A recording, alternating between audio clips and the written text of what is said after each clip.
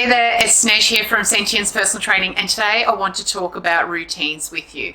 So at this point in our lives where there are so many changes, there's so much uncertainty, there's been changes in all aspects of our lives, the way that we're socializing, the way that we're moving around through the world, the way that we're working, the way that we're shopping, and the way that we're even preparing our meals and who we're eating them with has completely changed.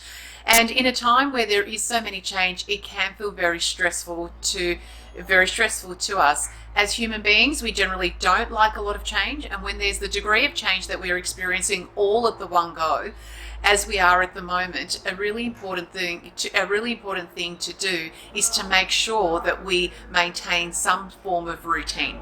So routine is really important because it allows us to have some normality in our day-to-day life and have something that's familiar. So when we have some form of routine in our day-to-day that resembles what was happening for us even a short 2 weeks ago, it can really help us to feel calmer, a little bit more in control, and give us some direction in our lives. So I know it's a novelty to be able to sleep in extra, to be able to stick around in your pajamas for longer, any of those things that you are doing. But what I will say is that over time, those things will begin to add to the burden of feeling completely out of control and not knowing where to start to put your life back together.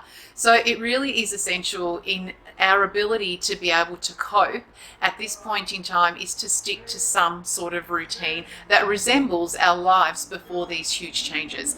And I can't emphasize this enough because it is the real difference between feeling like you are coping to completely feeling quite overwhelmed. But I take a look at your life before COVID and have a look at what were some of the things that you were doing. What were the times that you were waking up? When were you having your breakfast? When were you having, say, a tea or a coffee?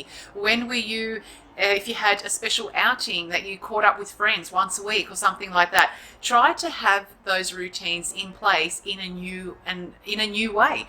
I would definitely encourage you to wake up at the same time. Okay, so if you were accustomed to getting up at 5 o'clock, well, there's probably no need to get up that early, but I wouldn't be allowing yourself to sleep through to sort of 8, 9 o'clock. It's a huge variation in the body, and our mind is going through enough changes. We don't need to put extra burden of the body waking up at different times and eating at irregular times, because one thing that you may or may not be aware of is that when you start to repeat a pattern of behavior, your body sets itself up to expect that behavior. So for example, if you routinely wake at 6 o'clock every morning on the dot, half an hour before your waking time, your body starts to change hormones and starts to change its physiology to prepare for you to be awake. So if you start to drag that out to 8 o'clock even, if it's quite a while away from your normal waking time, it is going to feel like a bit of a stress to the body because it's going to flood those hormones. You're not waking up, so then it's trying to initiate a new sleep cycle, and it does put a little bit of pressure on the body. The same thing with eating your mealtime routines as well. So at the very least, I would definitely encourage you to make sure that you keep up your sleep routines, keep up your meal timings and your frequencies, and also keep up your exercise. So if you were routinely going for walks or you're getting out to the gym on particular days and times, try and stick to that as best as you can. The less change we create in our lives in this ever-changing world that changes daily, it is really going to allow you to feel more able to cope in this uncertain environment.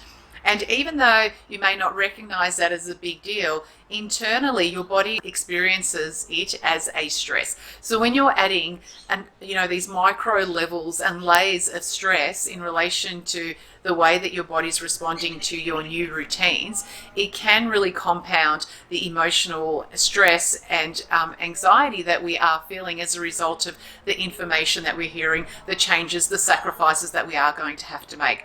So I cannot emphasize enough. It's been over a week. If you've been home almost nearly 2 weeks, it's time to switch back into routine. And the quicker you switch back into routine, the better you're going to feel about yourself. The more in control in this uncontrollable environment you are going to feel. You will sleep easier and you will just function at a higher capacity because you'll have more room to think about your day-to-day rather than adding that extra pressure of having to think about when you're going to wake up, or sleeping in, or when you're going to eat. If you revert back to your old routines, for now, it is going to be the best thing that you can do for yourself. And to see yourself on the other side of this and returning to work and returning to your life before we knew it, prior to coronavirus, the best way that you're going to jump back into that is to make sure that you keep up your routines. So it's not to say that there's not some things in your routine that you could probably improve. You could probably make some healthy habit changes and lifestyle changes in this time where you are home, you're not as stressed because you're not running around after kids' activities, or you have time to cook better meals. But there are some fundamental routines that still need to be put in place for you to be able to cope better in this current environment. To have some familiarity. It allows us to have some familiarity. It allows us to have some familiarity. Why can't I say that word?